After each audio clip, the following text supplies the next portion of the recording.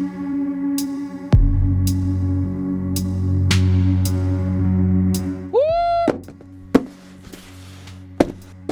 everyone. That was probably not a very delicate way to start this off. Hello, my name is Jules and welcome to Live and Let's Dice. I have got something very special right here in my hands because the lovely people over at Games Workshop have sent me over something that they said might help me with my chapter tactics. Now, what could that possibly be? Oh yeah, it's the brand new Space Marine Codex. At least that's what I hope it is, and not just some sort of weird thing that they might have sent over, because the box is much bigger than I thought it would actually be. But hopefully that's just safe packaging, much like this ceramite armor that keeps all of those lovely Space Marines safe. Just a bit of extra padding, isn't it? So let's see what we got inside. Massive thank you to my friend and colleague John, who has basically sent this over. Ooh, we start off the things very well with a bit of extra fluff, like that. Very Warhammer in keeping. People outside the door. Yeah. What have we got in here then? Well, hello there.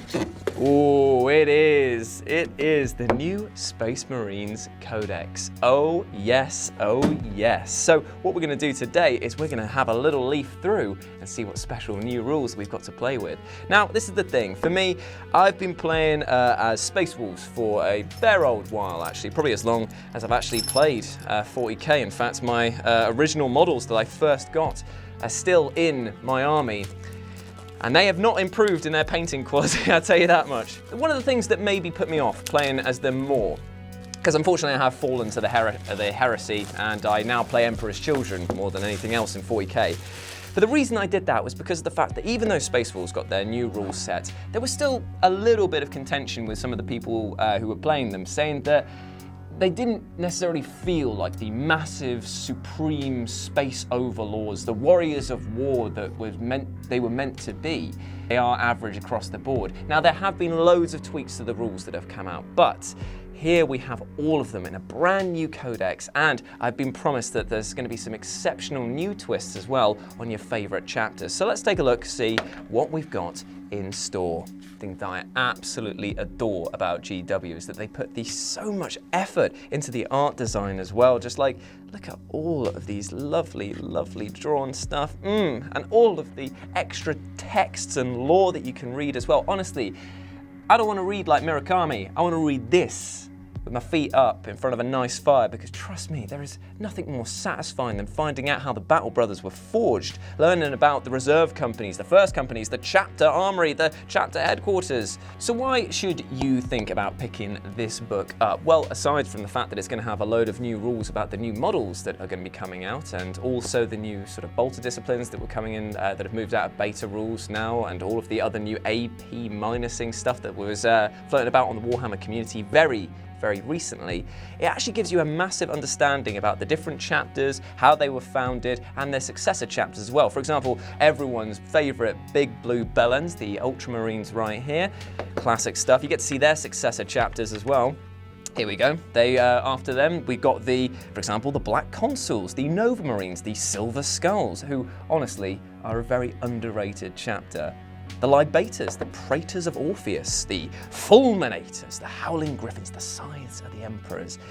But if you don't decide that you want to be part of any of these successor chapters, well, there's rules in here to allow you to make your own. And that is incredibly exciting. Look at the amazing art style as well. Not only is this a really nice way to show all of the successor chapters, but it's great if you were looking at this thinking, hey, I actually want to start collecting Space Marines, and I want to start with one of these that I didn't know too much about before. Plus, it's just great for the painting scheme guides as well. Of course, seeing as this is going to support the new models, we get to learn about gravitic battle tanks, for example. So you get to learn about the repulsors and the impulsors as well, which are sure to be changing the battlefield very soon. The fact that they can carry Primaris Marines and a character as well, ooh dear, I do not want them on my doorstep, I'll tell you that much. These are the good-looking boys as well. Look at these Incursors. Look at that guy. Look at these Incursors right there. Fit.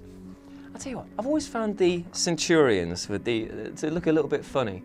Haven't you? Just the fact that it's just like, look how massive they are. and then a tiny little head on the top. Reminds me of the Hulkbuster thing from Avengers. So why don't we dive in and take a look at some of the new units that you will be able to field as well. This, for example, is the Invicta Tactical Warsuit, and its entire gimmick is basically it's a Redempted Dreadnought that's had a bit of the armor casing stripped off of it, and it's had sound dampeners put on it. So basically, it can be deployed behind enemy lines, or at least further up the battlefield, and it has a lovely, lovely ability to basically act as a scout-style tank, which is quite unnerving when you think about it, isn't it? If you're playing against these, for example, having the concealed positions where you can set it up anywhere on the battlefield more than 9 inches away from enemy deployment zones, that's insane when you consider that it's a proper heavily armed vehicle. It's got a strength of 7, toughness of 6, 13 wounds, 4 attacks, and look at these stats as well. With the grenade launch that it carries, assault d6, strength 4, 1 damage apiece. Great for clearing up sort of low armored targets there. But the Incendium cannon, this is what I like. Basically, it's a giant flamethrower, which is a heavy 2d6, strength 5, AP -1, 1 damage, and you do not need to roll for a hit because obviously it's a flamer, automatically hits. The Iron Hail Heavy Stubber, heavy 3, strength 4, -1 AP, 1 damage. Then you've got the Twin Iron Hail Auto Cannon, which is heavy 6, strength 7, -1 AP, 2 damage. That is pretty impressive when you can plop it so close to the enemy. A fantastic way of tying up units. Let's have a look at the repulsors then. So what we got here, we've got floating tanks that basically, so they are ballistic skill 3, bracketed down to 5 up on 1 to 4 wounds, strength 8, toughness 8, and 16 wounds as well, save up of 3+. But you know what, it's not technically about what you're putting on top of it, because even though you can get a heavy laser destroyer that is strength 10 -4 AP and D6 damage, which just chef kiss big like that, but it's the abilities that we like right here, because we've got the optics. In your movement phase, if this model does not move or moves a distance less than half its move characteristics, it can shoot its heavy laser destroyer or macro plasma incinerator twice in the shooting phase. Twice. Heavy 2, strength 10, -4 AP.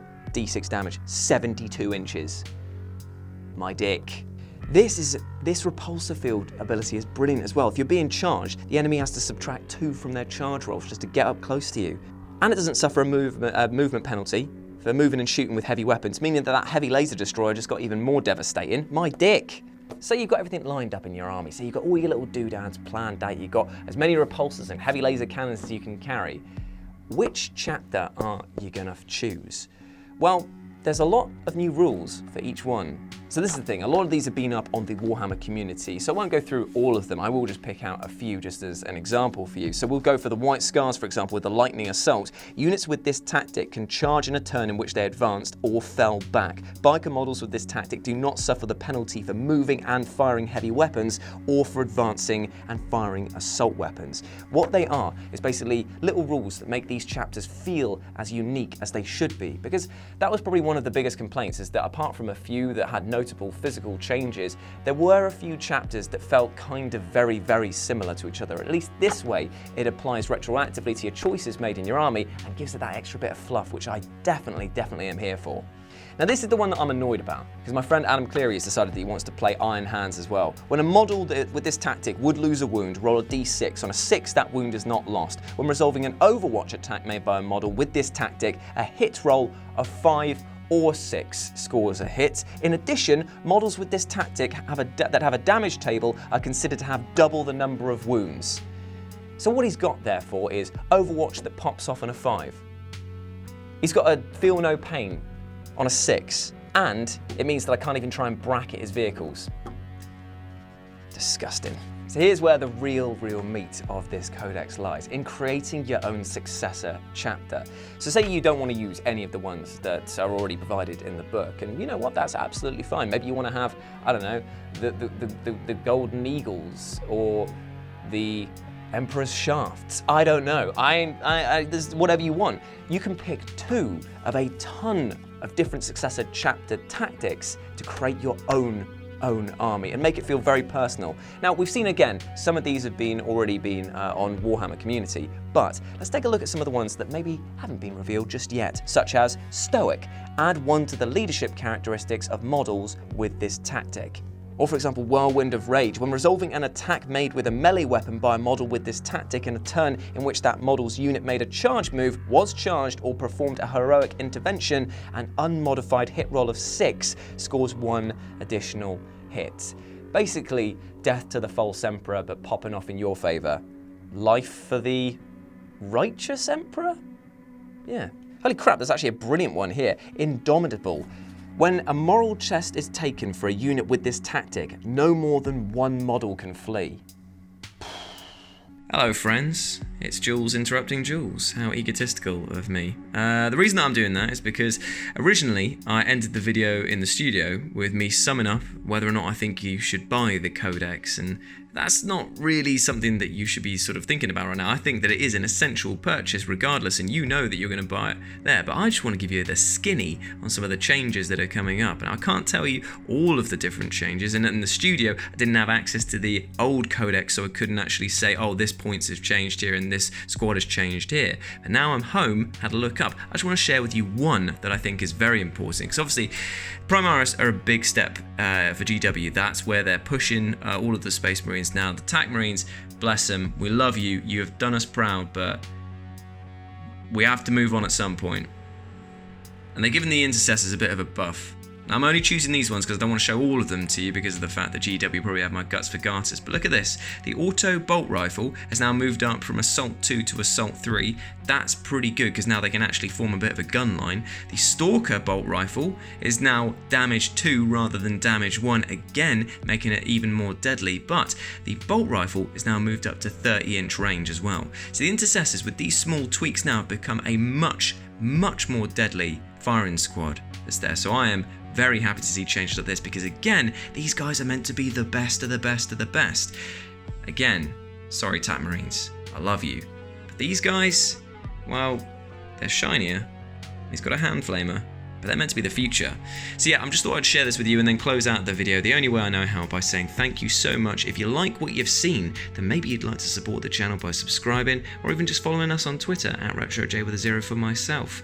But yeah, until next time, I've been Jules, this has been Live and Let Dice, and I'll speak to you soon. Bye!